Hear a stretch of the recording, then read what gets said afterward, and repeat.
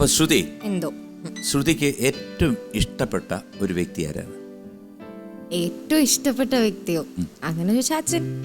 അച്ഛൻ അല്ല, അത് രജനീകാന്ത് എന്നുള്ള പേരിനോടുള്ള അമ്മയുടെ പേര്? അമ്മയുടെ അമ്മ ലേഖ. ലേഖ. ഒരു പക്ഷേ രജനീകാന്തിനോടുള്ള ആരാധന കൊണ്ടും കൂടെ ആയിരിക്കാം അല്ലേ, പറയാൻ പറ്റൂല. അങ്ങനെയൊന്നും അല്ല, പോയ അവിടെ എനിക്ക് എന്റെ അച്ഛനോട് തന്നെ ഇഷ്ടം. കഥാപ്രസംഗം അതിനോട് എങ്ങനെയാണ്, താല്പര്യമുണ്ടോ? ഞാനിങ്ങനെ കേട്ടു. കഥാപ്രസംഗം ചെയ്തിട്ടുണ്ട് 10 വർഷം മുമ്പ്. അപ്പൊ നമുക്ക് വീണ്ടും നമുക്ക് ഈ ഫ്ലോറിൽ ഒരു ശകലം, ഒരു സ്പൂൺ കഥാപ്രസംഗം നമ്മുടെ പ്രേക്ഷകർക്കായിട്ട്. അല്ല, ഇതിനു മുമ്പ് പ്രേക്ഷകരോട് ഒന്നേ എനിക്ക് പറയാനുള്ളൂ. മറ്റേ കഥാപ്രസംഗത്തിനൊക്കെ ആദ്യം അറിയില്ലേ, കല്ലെടുത്തു കീച്ചരുതേ നാട്ടാരേ, ചില്ലുവലിച്ചൂരരുതേ നാട്ടാരേ, അയ്യോ കല്ലെടുത്തു കീച്ചരുതേ നാട്ടാരേ. അതെ, അയ്യോ ദൈവമേ, അതെ ഇവിടെ തന്നെ ഇപ്പോഴും അടിക്കാൻ തുടങ്ങി. അല്ല, കഥാപ്രസംഗത്തിന്റെ ആദ്യം കുറച്ച് പറയാം. കലാസ്നേഹികളെ, നിങ്ങളുടെ എല്ലാവരുടെയും അനുവാദത്തോടു കൂടി ഞാൻ ഇന്നിവിടെ അവതരിപ്പിക്കാൻ പോകുന്ന കഥ ചികയുന്ന സുന്ദരി. സിമ്പിൾ അടി. ഈ കഥ നടക്കുന്നത് ഇവിടെയെങ്ങുമല്ല, അങ്ങ് വടക്കൻ മലബാറിനും അപ്പുറത്തുള്ള പ്രകൃതി രമണീയമായ ഒരു ഗ്രാമത്തിലാണ്. നിങ്ങളുടെ എല്ലാവരുടെയും ശ്രദ്ധയെ ഞാൻ ആ ഗ്രാമത്തിലേക്ക് വിളിച്ചുകൊണ്ടുവരികയാണ്. പൊക്കമുള്ള മലകളും പൊങ്ങി നോക്കുന്ന പാറക്കെട്ടുകളും പടർന്ന പാടശേഖരവും പാവാടയിട്ടവരും പാൻറിട്ടവരും പാട്ടുപാടാൻ അറിയാവുന്നവരും പച്ചക്കറി വിൽക്കുന്നവരും പയറ്ററിയാവുന്നവരും പയറ്റ് പഠിപ്പിക്കുന്ന കളരിയും പടകാളി മുറ്റവും പാവയ്ക്കയും പത്താഴവും കൊണ്ട് മുഖരിതമായ ആ സുന്ദരമായ നാട്ടിലേക്ക് നിങ്ങളുടെ എല്ലാവരുടെയും ശ്രദ്ധയെ ഞാൻ സവിനയം ക്ഷണിച്ചുകൊള്ളുന്നു. നമ്മുടെ ഈ കൊച്ചു ഗ്രാമം സ്ഥിതി ചെയ്യുന്നത് സസ്യശ്യാമകോമളമായ നമ്മുടെ സ്വന്തം കേരളത്തിലാണ്.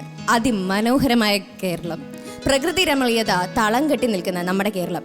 അതേ സുഹൃത്തുക്കളെ, നമ്മുടെ കേരളത്തിനെ പറ്റി പറയുകയാണെങ്കിൽ, നമ്മുടെ മനോഹരമായ കേരളത്തെ പറ്റി പറയുകയാണെങ്കിൽ, കാട്ടരുവികൾ കാട്ടുവള്ളികൾ നെടുതായി വളർന്നു നിൽക്കും കൊന്ന തെങ്ങുകൾ, കാട്ടരുവികൾ കാട്ടുവള്ളികൾ നെടുതായി വളർന്നു നിൽക്കും കൊന്ന തെങ്ങുകൾ, കാട്ടരുവികൾ.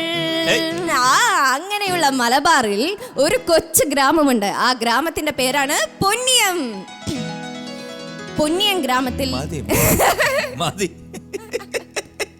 അല്ല, ഇത് ആക്ച്വലി ചെയ്തു പോയി പോയിക്കൊണ്ടായിരിക്കും. സൂപ്പർ ആയിട്ടുണ്ട് കേട്ടോ. ഇത് കഥാപ്രസംഗം എന്ന് പറഞ്ഞാൽ കുഴപ്പമെന്ന് പറഞ്ഞാൽ പറഞ്ഞോണ്ടിരുന്ന അങ്ങ് പറഞ്ഞോണ്ടിരിക്കും. ഇതിന് ഒരു മണിക്കൂർ ഉണ്ടാവും. ഇത് 1 മണിക്കൂർ ചെറുതായിട്ട്. ഈ അമ്പലപ്പുഴ ബ്രദേഴ്സ് കേട്ടിട്ടില്ലേ, ഈ നാഗസ്വരത്തിന് ഒരു സംഭവം ഉണ്ട്. അതായത് പണ്ട്, ഇപ്പൊ എല്ലാം മറ്റേ ശ്രുതി വെച്ചിട്ടാണ്, വിട്ടൂതി വിടാതൂതി എന്നുണ്ട്. അതെ, വിട്ടൂതി എന്ന് പറഞ്ഞു കഴിഞ്ഞാൽ നാഗസ്വരം വായിക്കുന്നതാണ്. ഇതിന് ശ്രുതി കൊടുക്കുന്ന ഒരാളുണ്ട്. അയാളുടെ അവസ്ഥ ഞാൻ കണ്ടിട്ടുണ്ട്. ഈ അമ്പലപ്പുഴ അമ്പലത്തിന്റെ ഉത്സവത്തിനൊക്കെ ഇരിക്കും, അയാൾ ഇത് വെച്ചിട്ട്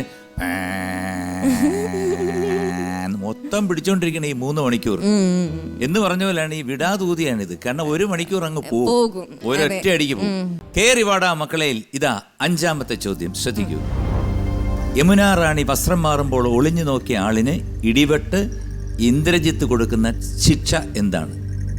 എ, സോറി യമുന റാണി എന്ന് 100 തവണ മൂക്കുകൊണ്ട് എഴുതുക. ബി, അമ്മ എന്ന് 1000 തവണ മൂക്കുകൊണ്ട് എഴുതുക. സി, 1 മാസം ജയിലിൽ കിടക്കുക.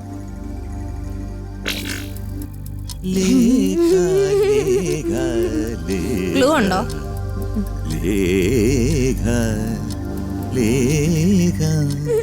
ഇതാണോ ക്ലൂ?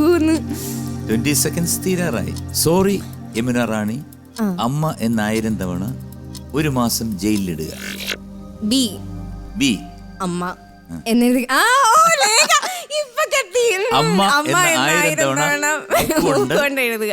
എഴുതുക. ഞാൻ വെറുതെ പാടി. അതെ, എനിക്ക് മനസ്സിലായി. ബി ഞാൻ എടുത്തിട്ട് പൂട്ടിയിരിക്കുകയാണ്. ഓക്കെ, തുറന്നളയാം. തുറന്നേക്ക്. എന്തിനാ വെറുതെ ഞാൻ ധൈര്യമായിട്ട് പറയും. ശ്രുതിയുടെ മുഖത്തൊരു വല്ലാത്ത ടെൻഷൻ, അത് കാരണം ഞാൻ അങ്ങ് തുറക്കുകയാണ്.